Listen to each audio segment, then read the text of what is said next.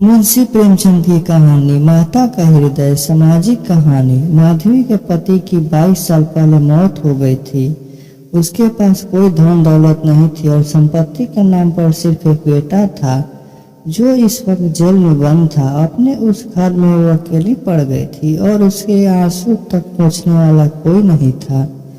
माधवी ने बड़ी दुख तकलीफों को झेलते हुए अपने बच्चे को पाल पोस कर बड़ा किया था। अगर माँ बेटे को जुदा करने वाली मौत होती तो माधवी सब कर लेती और उसके मन में किसी के लिए क्रोध न होता, लेकिन उन्हें जुदा करने वाले तो कोई और थे जिनके अत्याचार को सहना उसके लिए मुश्किल हो रहा था। माधवी के मन में बार बार उन स्वार्थियों से बदला लेने का विचार घूम रहा था। माधवी के लिए उसका बेटा ही सब कुछ था, जिसे देखकर ही उसे जिंदगी में आगे बढ़ने का हौसला मिलता था। माधवी का बेटा सुंदर होने के साथ ही बहुत होनहार भी था। माधवी ने उसकी अच्छी परवरिश की थी। उसकी गाली के सारे लोग उसके बेटे की तारीफ करते नहीं थकते थे और यहाँ तक कि स्कूल के अध्यापक तक उस पर जान छिड़कते थे। माधवी के बेटे का नाम आत्मानंद था। आत्मानंद से दूसरों की दुख तकलीफ देखी नहीं जाती थी और लोगों की मदद करने के लिए वो हमेशा तत्पर रहता था। उसे देखकर कोई सोच भी नहीं सकता था कि वह कोई अपराध कर सकता है। माधवी भी यही सोचकर तड़पते हुए दिल काट रही थी कि आखिर उसका क्या अपराध था। आत्मानंद में गुणों का भंडार था। वह साहसी, निस्वार्थ और देशप्रेमी होने के साथ साथ कर्तव्य का पालन करने वाला इंसान था। साथ ही वो राजनीति में रुचि रखता था। वो बेबाक था और अपने राजनीतिक लेखों की वजह से सरकारी कर्मचारियों की नजर में आ गया था। पुलिस भी उसकी हरकतों पर नजर रखती थी। पुलिस बस एक मौके की तलाश में थी ताकि वो उसे जेल की सलाखों के पीछे डाल सके। जिले में पड़े एक डाके ने उसे सभी लोगों आत्मानंद को फंसाने का अवसर दे दिया जो उसे पसंद नहीं करते थे। डाके से तार जुड़े होने का हवाला देकर आत्मानंद के घर की तलाशी ली गई। जहां मिले कुछ पत्र वो लेखों के डाकों का मुख्य कारण बताते हुए उसे गिरफ्तार कर लिया गया। अपने आरोपों को सिद्ध करने के लिए पुलिस ने कुछ और युवकों को भी गिरफ्तार कर लिया और आत्मानंद को गिरोह का मुखिया करार दे दिया गया, जिसके बाद महीने भर तक मुकदमा चला और न जाने कहां से पुलिस ने ऐसे झूठे गवाह सामने लाकर खड़े कर दिए कि कोर्ट ने आत्मानंद समेत सभी युवकों को दोषी करार दे दिया और 4 साल के कठोर कारावास की सजा सुना दी। बेटे की हर सुनवाई में जा रही माधवी ने देखा कि इंसान का चरित्र कितना नीच हो सकता है और वह अपने स्वार्थ के लिए किसी को भी हानि पहुंचाने से नहीं चूकता। अपने बेटे को हथकड़ियों में पुलिस द्वारा जेल ले जाते देख माधवी वहीं बेहोश होकर गिर गई, जिसके बाद कुछ भले लोगों ने उसे तांगे पर बैठाकर घर तक पहुंचाया। माधवी को जब होश आया तो उसने पूरा वाकया याद आया। अपने इकलौते सहारे से दूर होने का गम उसे खाए जा रहे थे, जो उसे एक पल भी चैन की सांस नहीं दे रहा था। कोई रास्ता न सूझने पर माधवी ने अपनी वेदना को ही प्रतिशोध में बदलने का फैसला लिया और उसके बेटे की दुर्दशा करने वालों से बदला लेना ही अपने जीवन का मकसद बना लिया। माधवी के मन में भी प्रतिशोध की ज्वाला धधक रही थी। वह बस यही सोच रही थी कि ऐसा क्या करे कि जिससे उन अत्याचारियों से बदला लिया जा सके। देर रात तक माधवी सोचती रही कि विधवा जीवन जीते 22 साल बीत गए, लेकिन अब उसे बाहर निकालना होगा। अपने अंतर्मन से माधवी कहने लगी कि इस दुनिया में अच्छे कर्मों की कोई जगह नहीं और हो सकता है ईश्वर ने भी निराश होकर हमसे मुंह फेर लिया हो, तो ऐसे में उन अत्याचारियों को दंडित करने के लिए उसे ही कदम उठाना होगा। शाम का वक्त था। लखनऊ में एक बड़ा सा बंगला झिलमिलाती लाइटों से सजा था। वहाँ दोस्तों की महफिल सजी थी और गाना बजाना हो रहा था। एक और मेज आतिशबाजियों से सजी थी तो दूसरी ओर तरह तरह के पकवान रखे थे।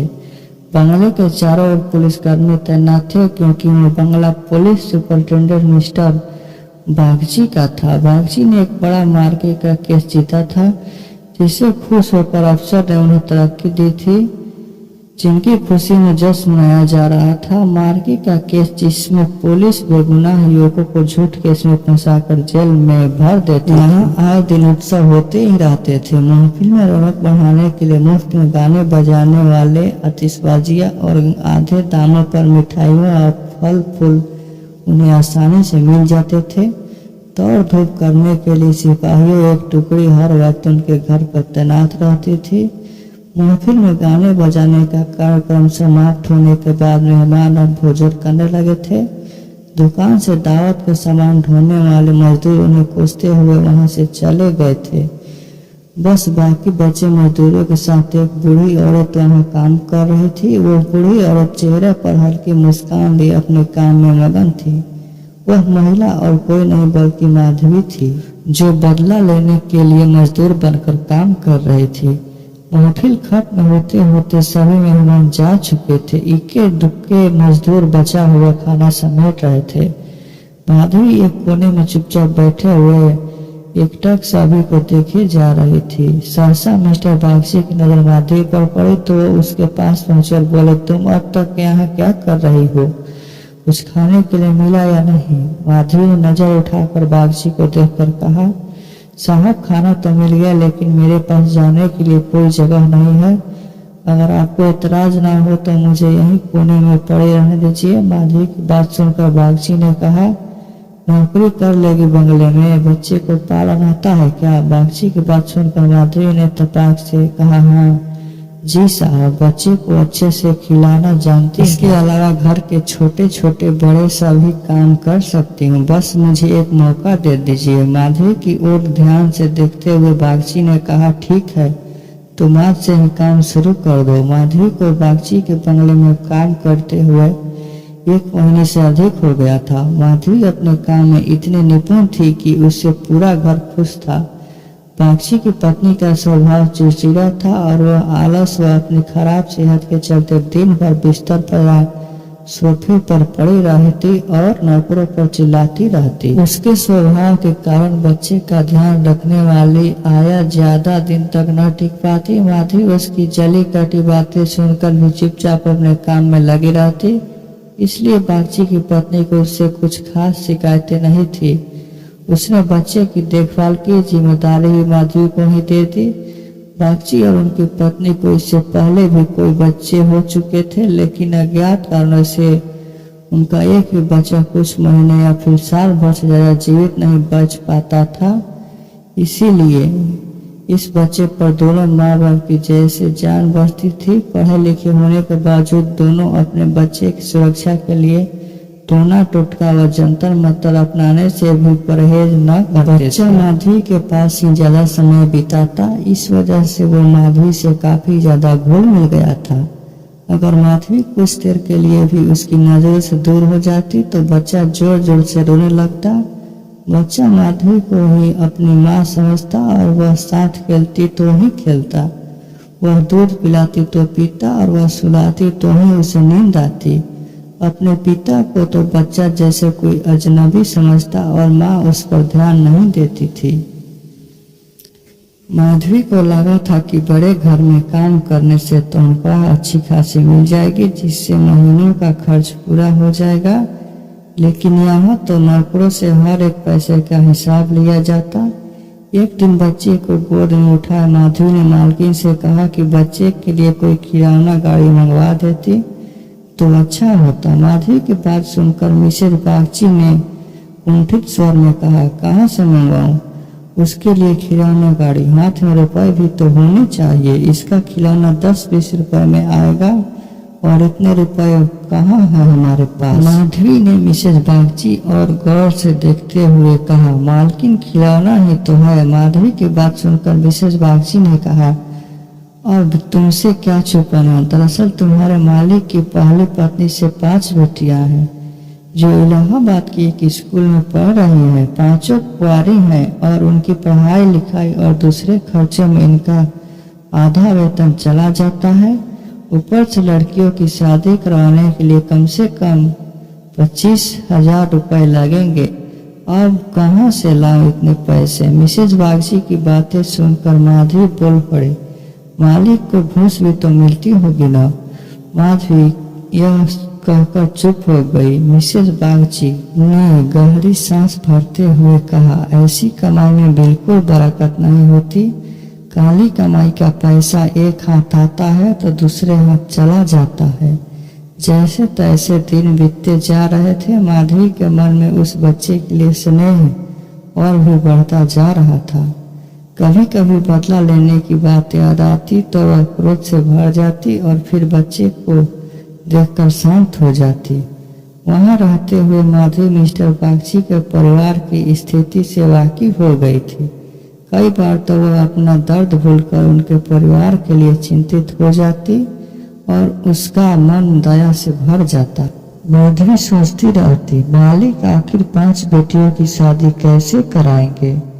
ऊपर से पत्नी बीमार रहती है और बच्चा छोटा है। जरूर उनके परिवार पर अभिशाप है, वरना इतना सब होने के बावजूद कौन दुखी रहता है। कमजोर बच्चों के लिए बरसात तो बीमारियां लेकर आती है। बरसात में उन्हें अक्सर खांसी, जुकाम और बुखार घेर लेता है। ऐसे ही बरसात में माधवी एक दिन किसी काम से अपने घर चली गई। पीछे से बच्चे ने रो रो कर पूरा घर सिर पर उठा लिया। कुछ देर गोद में उठाने के बाद मिसेस बागची ने एक नौकर को उसे टहलाने के लिए सौंप दिया। कुछ देर आंगन में घुमाने के बाद नौकर ने बच्चे को हरी घास पर बैठा दिया। बारिश के पानी से जमीन गीली थी और बच्चा ऐसे ही कई घंटा तक पानी में खेलता रहा। वह नौकर दूसरे नौकर के साथ गप्पे हाँकने में मस्त हो गया। काफी देर बाद जब नौकर को ध्यान आया तो वह बच्चे को फटाफट भीतर ले गया और कपड़े बदलवाए। शाम होते ही जुकाम से बच्चे की नाक बहने लगी और खांसी से गले से आवाज आने लगी। देर शाम जब माधवी बंगले में पहुंची तो बच्चे की हालत देखकर उसका कलेजा फट गया।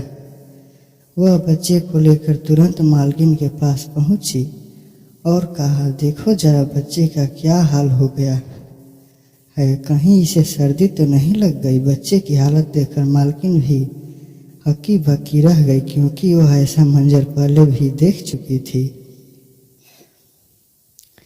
मिसेस बागची ने तुरंत नौकरों से अलाव जलाने को कहा। मिसेस बागची और माधवी दोनों पूरी रात बच्चे को ठीक करने में जुटी रही। दोनों की आंखों से नींद जैसे कोसों दूर थी। ऐसे में सवेरा कब हो गया दोनों को पता भी न चला। मिस्टर बागची को जैसे ही बच्चे की बीमार होने की खबर मिली, वो डॉक्टर के पास लेकर सीधे घर पहुंचे। 3 दिन में बच्चे की हालत में सुधार आने लगा, लेकिन वह काफी कमजोर हो गया था। बच्चे का ख्याल रखने में माधवी ने दिन रात एक कर दिया। यह वही माधवी थी जो परिवार का सर्वनाश करने का संकल्प लिए उस घर में आई थी और आज उसी घर के चिराग की सलामती के लिए दिन में हजारों बार ईश्वर से दुआएं मांग रही थी। शायद माधवी की दुआओं का ही असर था कि बच्चे की सेहत में धीरे धीरे सुधार होने लगा। एक सुबह मिस्टर बागची के बच्चे के झूले के पास बैठे हुए थे और मालकिन सिर दर्द के कारण चरपाई पर पसरी हुई थी। माधवी पास में बैठी बच्चे के लिए दूध गर्म कर रही थी। माधवी की ओर देखते हुए मिस्टर बागची ने कहा, हम जब तक जिएंगे तुम्हारे एहसान के तले दबे रहेंगे। यह तुम ही जो हो जो बच्चे को मौत के मुंह से खींच लाई, वरना हम तो उम्मीद ही हारने लगे थे। इतने में मिसेस बागची भी उठकर पास आई और माधवी से कहा, तुम एक देवी बनकर हमारे जीवन के कष्ट हरने के लिए आई हो। आज अगर तुम न होती तो पता नहीं क्या अनर्थ हो जाता। मेरी तुमसे एक विनती है। वैसे तो जीना मरना सब ऊपर वाले के हाथ में है, लेकिन जब तुम्हारे हाथ में जरूर संजीवनी है।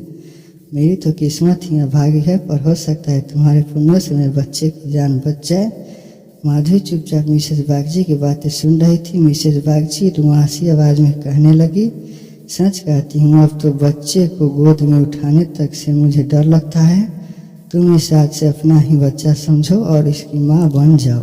इसे भी तुमसे बहुत लगाव है। तुम इसे अपने साथ अपने घर ले जाओ और वहीं इसकी परवरिश करो जब तक यह तुम्हारी गोद में रहेगा। हमें चिंता न होगी। मिसेस बागची की बात सुनकर माधवी ने कहा, मालकिन क्यों ऐसे बुरे विचार मन में ला रही हो। बच्चे की हालत में सुधार हो रहा है और देखना भगवान की इच्छा से सब कुशल मंगल होगा। इतने में मिस्टर बागची बोल पड़े, नहीं बूढ़ी माँ, मेरा दिमाग भले ही इन बातों को ढकोसता करार देता हो, लेकिन मन का एक कोना इस पर विश्वास करना चाहता है। मेरी अपनी माँ ने मुझे पैदा होते ही एक धोबिन को बेच दिया था, क्योंकि मुझे पहले मेरे 3 बड़े भाइयों की मौत हो चुकी थी। इसलिए मेरी जान बचाने के लिए उन्हें जो उचित लगा उन्होंने किया। अब बारी हमारी है और हमसे जो बन पड़ेगा हम करेंगे। तुम इसे आज से अपनी ही बेटा मानो और इसे साथ ले जाओ। हमें जब भी इसे मिलने का मन होगा चले आएंगे और खर्च की चिंता मत न करना। इसकी पूरी परवरिश का खर्च हम समय समय पर तुम्हें भेजते रहेंगे। मिस्टर बागची ने कहा, मैं जिस पेशे में हूँ मुझे न चाहते हुए भी कई कुकर्म करने पड़ते हैं। झूठी शहादत बनाकर निर्दोषों को फंसाना पड़ता है। उनकी और उनके परिवारों की न जाने कितनी बददुआएं मेरे सिर पर है। मैं जानता हूँ कि बुराई का फल कभी अच्छा नहीं हो सकता, लेकिन मैं लोभ में आ ही जाता हूँ। अगर मैं ये सब ना करूँ तो नालायक करार देकर निकाला दिया जाऊँगा। अंग्रेज़ों को जहाँ 100 खून भी माफ़ होते, लेकिन हमें हिंदुस्तानियों को एक ही गलती भी हमें भारी पड़ सकती है। इसलिए मेरी विनती है कि हमारे बेटे को स्वीकार लो। माधवी को भी उस बच्चे से बेहद लगाव था, इसलिए वो खुशी खुशी मान गई। गदगद होते हुए माधवी ने कहा, आप दोनों की अगर यही इच्छा है तो मैं बच्चे को अपनाने के लिए तैयार हूँ। मुझसे जो बन पड़ेगा मैं करूँगी। मेरी भगवान से बस यही दुआ है कि हमारे बच्चे को वो अमर करें। बड़ी देर से बच्चा आराम से झूले में सो रहा था। चादर से उसका मुंह ढका हुआ था। माधवी ने दूध गर्म कर बच्चे को पिलाने के लिए जैसे ही उसके मुंह से चादर हटाया, उसके मुंह से जोर से चीख निकल गई। बच्चे का शरीर पूरी तरह ठंडा हो चुका था और चेहरा पीला पड़ा था। माधवी ने जल्दी से बच्चे को गोद में उठाकर सीने से चिपका लिया और जोर जोर से रोने लगी। बालक सभी को छोड़ भगवान के पास जा चुका था। दिन भर पूरे घर में मातम पसरा रहा और रोने की चीख पुकारों से जैसे पूरा घर कौंध गया हो। मिस्टर बागची और उसकी पत्नी का भी रो रो कर बुरा हाल था। माधवी जो खुद बच्चे को खोने के दर्द से तड़प रही थी, उन दोनों को सांत्वना दे रही थी। माधवी उनके कह रही थी, अगर उसके बस में होता तो अपने प्राण देकर भी बालक को बचा लेती, लेकिन ऐसा संभव नहीं है। माधवी जो अपना बदला लेने आई थी, ममता के बंधन में बंद स्वयं दुख लेकर जा रही है। सच कहते हैं कि माँ का दिल दया का सागर होता है। माँ वही देवी है जिसकी निर्मलता का कोई भी मोल नहीं कर सकता। कहानी से सीख, माँ की ममता का पूरी दुनिया में कोई मोल नहीं। माँ अपने बच्चों की तरफ नहीं देख सकती और बच्चे की ममता के आगे वह अपना सारा क्रोध भूल जाती है। वहीं यह कहानी यह सीख भी देती है कि इंसान को कभी लालची नहीं करना चाहिए और न ही किसी को दुख देना चाहिए।